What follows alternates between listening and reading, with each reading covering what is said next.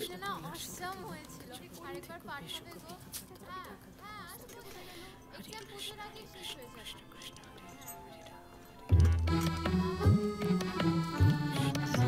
আহ হরে কৃষ্ণ কৃষ্ণ করুন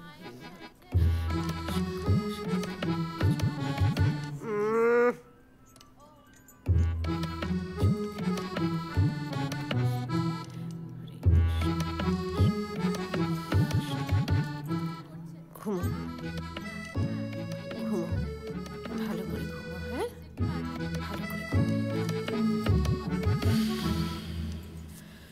হ্যাঁ এই গোপালকে তুমি যতটা সেবা করো না তার 10%ও যদি আমায় করতে